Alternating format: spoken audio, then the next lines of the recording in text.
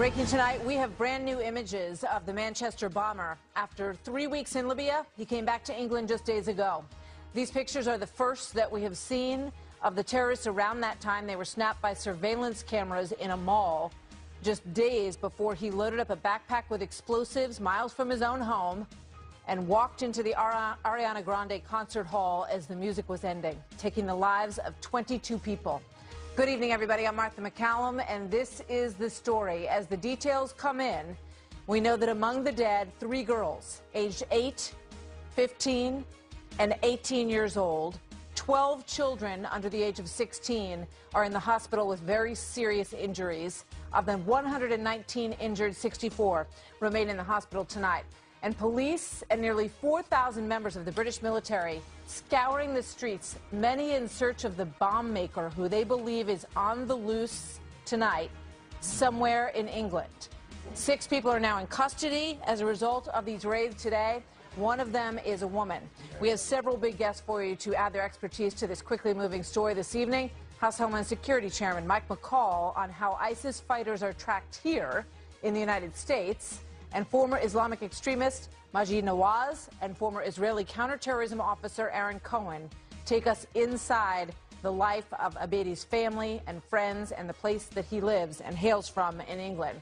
But we begin tonight with Fox News senior correspondent Rick Leventhal, who is live in Manchester this evening with the breaking developments. Good evening, Rick.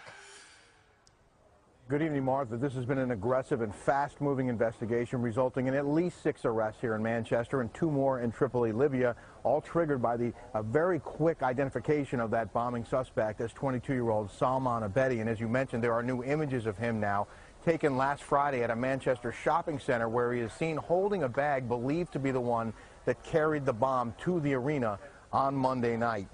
He as you said, is believed to have spent 3 weeks in Libya before the attack, before returning to England just days before the attack.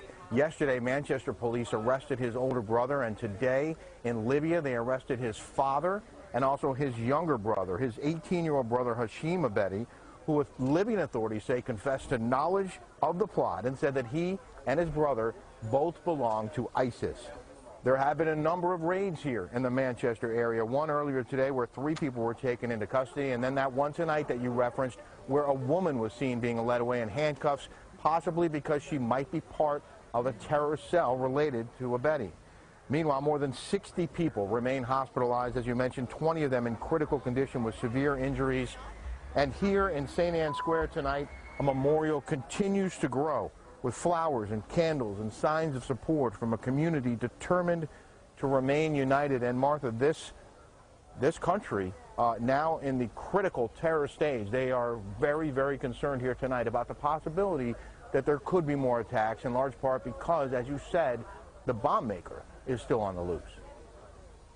Rick, thank you very much. Rick Leventhal in Manchester again this evening for us. And Congressman Michael McCall is the chairman of the Homeland Security Committee. Obviously, a lot of concerns about our situation here at home as well. Chairman, thank you very much for being here this evening.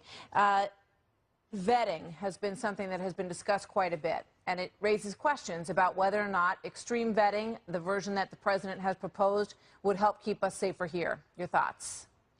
Well, I believe it would. Mayor Giuliani and I worked together to draft a memo on intensifying vetting in high-threat areas, and this is precisely why we did it. Here you have a different. This is not a lone wolf case involving a knife. This is involving a militia foreign fighter type who traveled to Libya, came back to the UK, and then killed so many innocent children and teenagers, my kids' age, at a concert performance.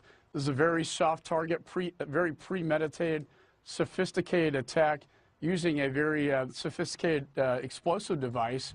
In the process, I believe he was going back to Libya to provide more training. Ramadan is on Friday, and the president's tour, let's not forget, was just to both the Saudi kingdom, to Israel, and then to visit with the Pope. I think that may have had some bearing on this as well. Perhaps. One of the things that has come up today is the fact that U.S. officials, according to the reports in the New York Times, leaked some of the information on the detonator, the photos of the backpack all surfaced, and that Theresa May and other British officials are very unhappy. They feel that there were leaks that should never have happened from U.S. intelligence officials. Can you comment on that? I can. I knew Theresa May when she was what they call Home Secretary. I actually talked to a British official that works closely with her. They are very, I think, upset about the fact, I think, most of all, that the suspect's name was released. Because remember, when that's released, anybody connected, and I think in this case, not being a lone wolf, you have other conspirators involved in a network, a cell, if you will, who are tied to this individual. So once that name is released, then of course the others will either do one of two things: go underground and hide, or try to get out of the country, or will detonate another explosive device very soon thereafter. And so I will tell you, I know firsthand that the Brits are not real happy about that. Yeah. Just lastly, before I let you go, what has changed here at home as a result of this attack? Because I know there was a hearing today on Capitol Hill. Can people expect to see anything different now? Yeah, I talked to a New York police commissioner. They are, with respect to Yankee, to the games there, to the concerts in the town. Homeland Security is also looking at issuing a joint intelligence bulletin to state and locals about the seriousness of this. I think above all, 10,000 foreign fighters from Europe went into the region of Iraq and Syria. As we squeeze the caliphate, these jihadists will leave, and they already have, into Europe. I think most importantly, we need to stop them from getting in one flight away into the United States. Thank you very much. Chairman McCall, always good to have you with us. Thank you, Martha. So brand new video into Fox of the father of the UK terrorist speaking out from Libya, defending his son, claiming that he had nothing to do with the attack. This is Ramadan Abedi, a short time ago, before he was arrested by Libyan authorities. He's now in custody. Watch. Salman doesn't belong to any organizations, and I know that he doesn't belong to any. There was nothing hidden because I had open discussions with him about anything he wanted to understand.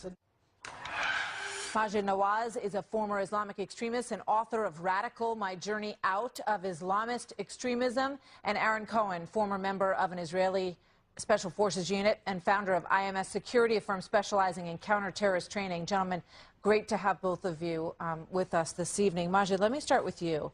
As you listen to the father there, what goes through your mind? Well, what goes through my mind is this is a typical pattern that, of course, there's a level of denial, not just in the immediate family, but in the wider community. The truth is that those of his relatives and close friends who knew this man, this jihadist terrorist, would have seen the signs a long, long way off. The signs don't necessarily have to be that he's confessing to them exactly where and when he's planning an attack, but the signs of radicalization are quite obvious, and they involve a change not only in behavior but in psychology. An insistence, for example, that Western democracy is corrupt, that we must aspire to establish a caliphate, a very literalist take on the religion of Islam. I doubt very much that his father didn't sense any of this. In fact, I wonder how much of these ideas of the need for a modern-day theocracy in the name of Islam that his father even rejects in the first place. I think these ideas are more spread within the Muslim communities than we're comfortable admitting. We have one picture of Mossad in Manchester. It's, boarded up buildings. It's not a great picture of the block, and I've seen pictures of that whole area. There have been 16 people who've been arrested in that area connected to terror attacks just over the last several years. What can you tell us about the neighborhood, about the climate there, about life there that might give us some insight into all this? It's typical of areas not only across other cities in the UK, but across Europe. For decades now, we have allowed a situation to develop where Muslim communities are growing up together apart from mainstream society. We're not as integrated as we should be in these societies, and mainstream society has also been somewhat negligent in attempting to have us integrate into these societies. And the simple truth is, Martha, ISIS didn't, this is going to sound counterintuitive, but ISIS did not radicalize the 6,000 European-born and raised Muslims who went to join them. ISIS didn't radicalize any of them. ISIS merely plucked the low-hanging fruit. The sad truth, the scary truth, is that, that European Muslims have been radicalized for decades by Islamist organizations who have been working on the right side of the law within our communities, preaching theocratic ideals. And so these people are already primed and wanting a caliphate. Along came ISIS and claimed they'd established a caliphate, and as I said, it was merely plucking the low-hanging fruit. Thank you. Let me get to Aaron Cohen. Aaron, there were stories coming out shortly after what happened in Manchester, you know, being very concerned that there might be hate crimes against Muslims. There was a woman who asked for, you know, white men or Western men, I think is the way she phrased it, to watch out for their wives and their children. That was determined to be hate speech. In Israel, there's a very different perspective on how to handle this problem. What do you think needs to be done? Well, Israel has Israeli citizens from all facets of life. Israel is one of the most open countries probably in the world. They have Christians, they have Muslims, they have Jews, they have Baha'i. And the way we deal with things in Israel when it comes to these types of, when it comes to terrorism directly and these types of hate crimes, we don't so much see so much of it in Israel. Obviously, there's a divide with the Palestinian community, and the security measures are very strict because of Hamas and Islamic Jihad and terror organizations who are literally trying to jump over this wall and kill Israelis. But for the most part, the Israelis who are Muslim within the Israeli communities move and come and go very freely. Nazareth, or Nazaret in Hebrew, is a primarily Muslim city, a very holy city inside of Israel, as is East Jerusalem and parts of the West Bank that cross into Israel. There just isn't a lot of anti-Semitism. The Muslims integrate and have integrated But you say very that well. political correctness is not a factor. It's not something that people are hung up on in Israel. It's not a factor because the 1 million plus Muslims who live in Israel are also afraid of terrorists. Al-Fahim, which is a very large Arab village inside of Israel, not far from Haifa, is also afraid of terrorists. They want the security measures that the Israelis provide. The Arabs inside of Israel know that terrorists are Islamists and that they're extremists and that they're willing to blow up children like we saw in Manchester. And they have become so used to living in that kind of society, and I think now we're all living in that kind of society in Europe and the United States. And we have Arabs who serve in the Israeli defense forces. We have Arabs who are part of our security apparatus. That's part of life there. So nobody deals with any kind of nonsense when it comes to that. Aaron and Majid, thank you very much. I hope you'll come back soon. Good to see you both. So still ahead tonight, the president was at the Vatican to meet the Pope earlier today, but it might be his visit to Brussels that turns out to be the most earth-shattering part of this whole trip. Ahead on a major NATO meeting, see what one publication is saying about President Trump and what he's done in days that President Obama wasn't able to do in years. Bill Bennett explains. Plus, President Trump's budget director was on Capitol Hill today defending the president's plan to put some popular social programs on the chopping block. Some Democrats even calling the plan hateful. Chief went to Capitol Hill to make his case in a way that you rarely hear justification for spending in this country. Mick Mulvaney has an entirely different approach that is somewhat more like how folks go about it at home or in their business. How much does this cost? Is this expenditure getting us closer to our goal? And can we afford it? Watch. This is a budget that was written from the perspective of the people who actually pay for the government. And we went line by line through what this government does and asked ourselves, can we justify this to the folks who are actually paying for it? We no longer want to measure compassion by the number of programs that we have or the number of people that are on those programs. We want to measure compassion, true compassion, by the number of people we help to get off of those programs. Wow. That's a novel idea, right? But it is not going over very well in some corners. Watch. You and I have seen a lot of budgets from Democratic and Republican presidents. I've never seen anything as hateful and abominable as this. It is shameful. It is immoral. It is indecent.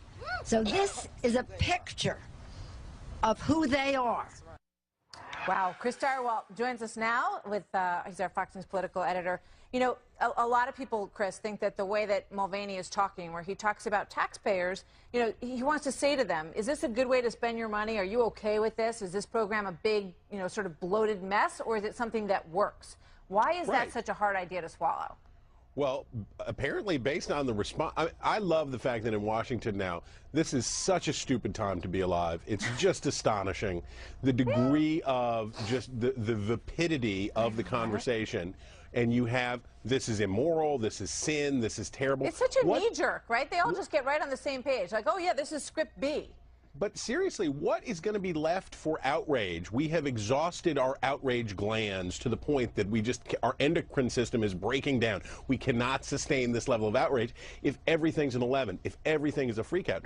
For goodness sakes. Now, I will say that for the Republicans, as they look at Medicaid in particular, and Mulvaney is very gifted at this. He's the right guy for this moment, for this job, for this budget. His career has been leading up to this point. But these Republicans need to think long and hard as they address Medicaid, which is basically a welfare program. It's health insurance originally health insurance for poor people, now for the working poor too under Obamacare. As they think about making changes to Medicaid, there is huge political exposure there. That is a program that is very popular and is favorably viewed by most Americans. That's a danger zone. Here's the big problem, as I see it. Social Security and Medicare are not up for any form of reform.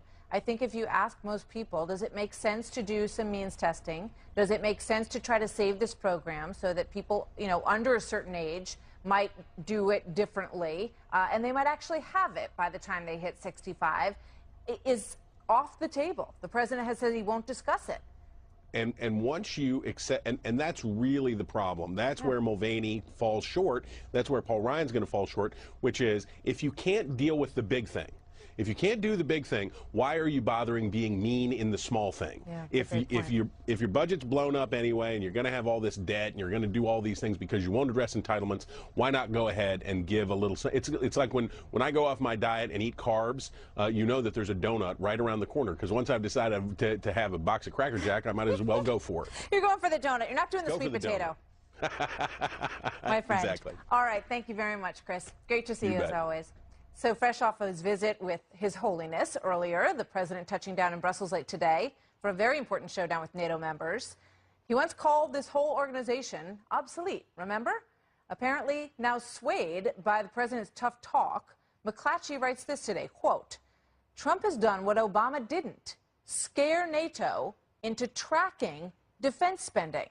Here now, Bill Bennett, host of the Bill Bennett podcast and the former Education Secretary for the United States and a Fox News contributor. Bill, always good to see you. Good evening to you.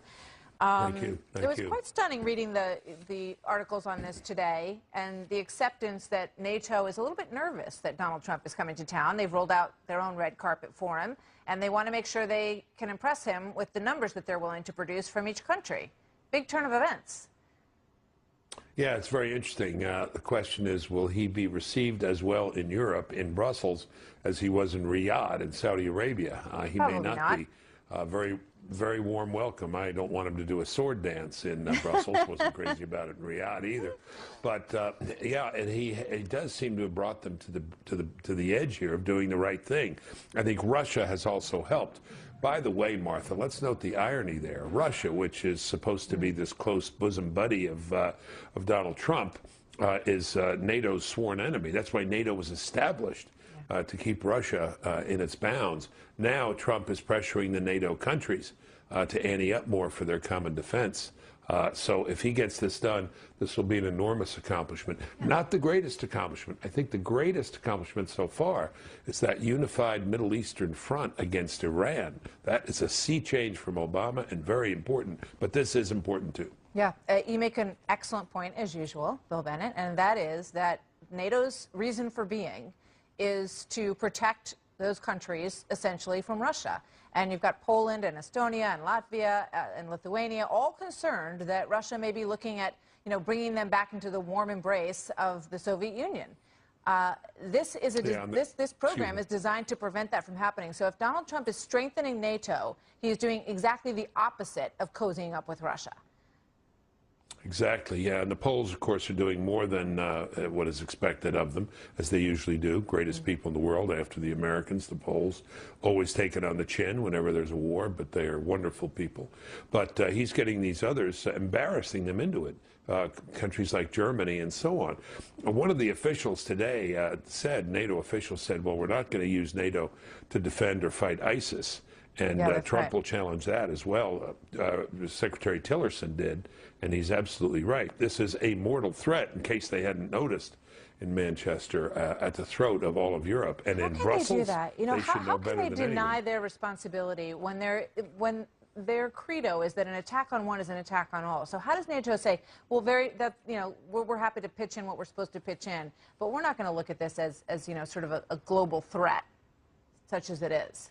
I don't know, but they have lost so much ground in Europe. The things that made Europe so great, the belief in the religious faith, the belief in capitalism, the kind of nationalistic thrust that these countries had, they've lost an awful lot of ground. So we'll see. But ISIS is aimed at them. Let's hope we just don't get this indifference or this reluctance or this sense of resignation.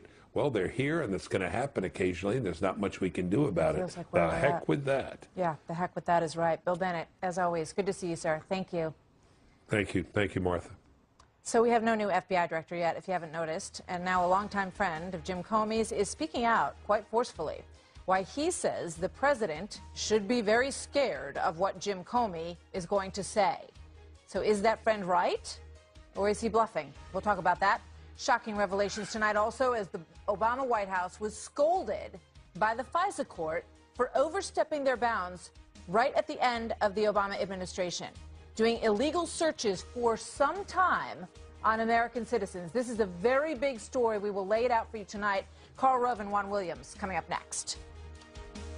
And the way to make government accountable is make it transparent so that the American people can know exactly what decisions are being made, how they're being... Evidence tonight that the NSA, under President Obama, illegally gathered the phone calls and emails and personal information of countless American citizens, violating their constitutionally protected privacy over the course of the majority of his presidency, as it was reported today. This is former CIA Director John Brennan, who served under President Obama, just told Congress under oath this yesterday. There is, I think, a right of all Americans to privacy, and that sometimes information is collected about U.S. persons who may or may not be involved in any manner of criminal activity. The intelligence community goes to great lengths to cover the identities of U.S. persons if they happen to be included in an intelligence collection. So here with more is our chief Washington correspondent who has been digging into this big story today, James Rosen. Good evening, James. Martha, good evening to you. The Foreign Intelligence Surveillance Court, known as the FISA Court, is so secretive we have no pictures of it to show you. It approves 99% of the government's request to conduct surveillance on American citizens.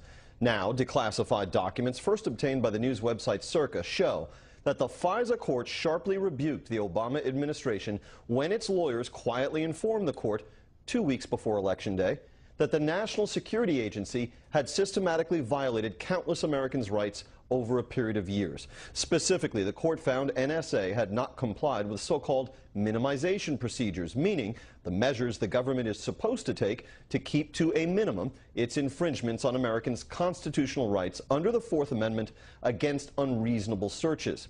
With greater frequency than previously disclosed to the court, NSA analysts had used U.S. person identifiers to query the results of Internet upstream collection, even though NSA's Section 702 minimization procedures prohibited such queries. The judges added sternly, this is a very serious Fourth Amendment issue. If we can determine this to be true, this is an amazing abuse of power, and it dwarfs any of the other sort of made-up stuff that we're looking into now. We're talking about millions and millions of phone calls and emails that are being gathered up and then being searched with no sort of control over the privacy of the American. A spokesman for former President Obama did not respond to our request for comment. The section of the law that permits the NSA to engage in this kind of collection, and which it violated so routinely, is up for reauthorization by the Congress at year's end, Martha. What a story. James, thank you very much. So here now with more, Karl Rove, Fox News political contributor and former Deputy Chief of Staff to President George W. Bush, and Juan Williams, Fox News political analyst and co-host of The Five. James lays it out very well. But the bottom line is that a couple of weeks before the Obama team left the White House, they sort of dumped this apology of sorts and said, oh, by the way, we were, breaching all of these rules over the course of most of the presidency. And we were exposing people on upstream, which means, you just went on the internet and you query something or you send something to somebody, not collected as part of any sort of international collection process. They went after it and got it, Carl. So what do you say? Well, first of all, the administration, you're right, fessed up in October of last year that the new rules that it had put in place since 2011 were not being honored. Now, we need to be a little bit careful in how we look at this because, with all due respect to Senator Paul, he got it wrong. This is not telephone calls. This is something that goes along an internet backbone provider, a carrier, in which a so-called MCT takes place, multiple communications transaction. So think of it this way. There's a great amount of information flowing out there, and some American citizen who's not a subject of either a FISA court order or another kind of court order that allows them to be surveilled, somehow talks about or has terms in their emails that have something to do with that greater subject that they're already looking at and looking at legally. So it's incidental contact. The court held in a very long opinion that they weren't living up to their rights because they weren't living up to their obligations because they didn't have the technology. They had to make a human decision to avoid touching that person's communications. So they were doing it sloppy, and they fessed up, but they fessed up 5 years after these new rules went into place that the administration itself had imposed on itself. And yeah, it's troubling that this went on for as long as it did, and as often as it did, even though in the total amount of information they collected, it was a small amount, but it's problematic. They weren't living up to their own standards. Juan, what do you think? Well, I think, by the way, Carl just gave a really wonderful description of what it is, because this is about collecting information as it's flowing in and out of the country at times, and they're looking to connect the dots. People who may be in contact with a terrorist suspect or somebody, and then they're looking to see, well, who else are they in contact with as that data goes in and out.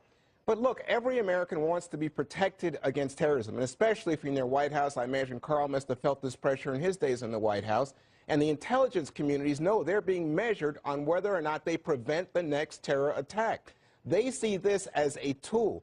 They go to the FISA court. The FISA court says, you guys have to be careful. The Constitution protects our privacy, our rights of free expression. You can't do this. And you get a lot of people on the left, like Senator Paul, a libertarian, the ACLU, the Nation magazine, saying, hey, this is government run amok. But in fact, government is trying to protect us. And so at what point do they go overboard? So here's the problem. I mean, how much of this was for political reasons, Carl, is one of the questions that is raised here. And how much of it was for terrorism? Because we all know that, unfortunately, people like the Tsarnaev brothers in Boston had all the privacy they needed. They had every reason to be caught up in something like this, and yet they weren't. So who was, and especially towards the end of the Obama administration, how much of this was politically driven and not terrorism driven, Carl? Yeah. Well, I would have to say this. I think we got to be very careful. I wouldn't trust the Obama White House, particularly in 2016, but I do tend to trust the National Security Agency. They got sloppy here. They self-reported this. They identified the weakness in their systems. Way too late, in my opinion, but they were the ones who said we are collecting the incidental contact. And look, it wasn't that we were surveilling. If bad guy abroad emailed somebody inside the United States, that's not the kind of contact we're talking about here. They're not really clear in the opinion as to what it is, and I don't want to really have them be clear to us about it, because I want them to protect the sources and means by which they collect this information. But what it looks like is that somebody inside the United States was talking about in an email communication or searching somehow for information about something that was connected to something bad abroad. Like maybe it was, oh, well, how do you make a bomb? Right. But they were just looking at it. They weren't self-radicalized. There wasn't some connection between a bad guy over there, bad guy, I remember bad guy here. Jim Clapper in testimony saying, well, maybe, unwittingly, perhaps we collected it. So I think this goes all the way back to that. And he was shown then, people criticized him and said that he had misled the Congress. But the point here, to your question, Martha, is there's no evidence that this is politically driven. Well, that's what we need to know, though. And hopefully we're going to find the answer to that. Carl, thank you. Juan, thank you. And Congress will find that out, that's for sure. Thank you, Carl. Thank you, Juan. See you guys next time. So you remember when the Pope and the president, who was then a candidate, were in a bit of a Twitter war? So how did it go when they met at the Vatican? And what exactly did the Pope say that got the president's attention today, which he pointed out? We'll show you when we come back. Plus, we haven't heard from Jim Comey yet, but is he sending messages through a friend? We will explain. Mercedes Schlapp and Mo Alithi react ahead. This tells Fox News that former Senator Joe Lieberman, who is someone who was considered to be the leading candidate, the president even said he was at the top of the list, is now suddenly out of the running. This is a friend of the former FBI Director James Comey is speaking out on the Comey-Trump relationship. His big scoop? Suggesting the president should be scared. His reasoning? Not evidence of collusion with the Russians, not obstruction of justice, but this. He did not regard the people in the Trump White House as honorable? That's correct. He said that? That's your recollection is that he had said that, or felt that? I have no doubt that he regarded the group of people around the president as dishonorable. So there you go. Mercedes Schlapp is a former spokesperson for President George W. Bush. Mo Alithi is a former Democratic National Committee spokesman, and both are Fox News contributors. So, Mercedes, let me start with you. What do you make of that? Well, I just think it's this moral high horse that Comey and his surrogates like to put out in display.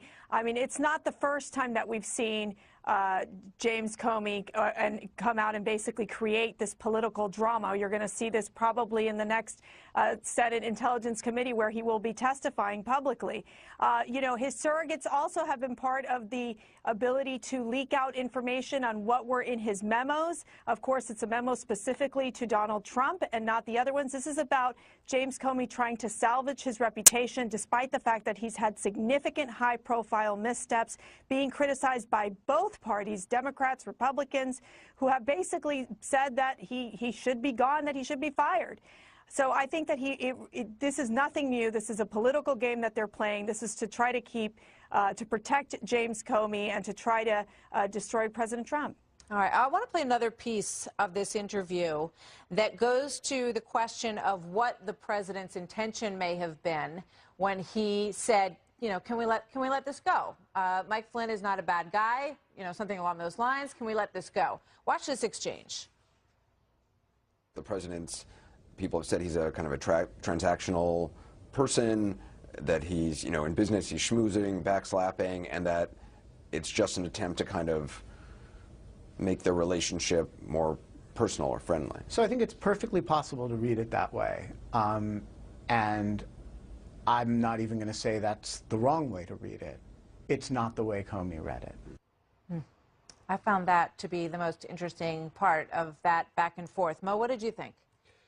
It's interesting, right? Because if you look just at that one moment, the moment where, you know, did the president say that, was he trying to push him? Was that, I don't know, right? Maybe you could just see that as him trying to chum up Comey a little bit.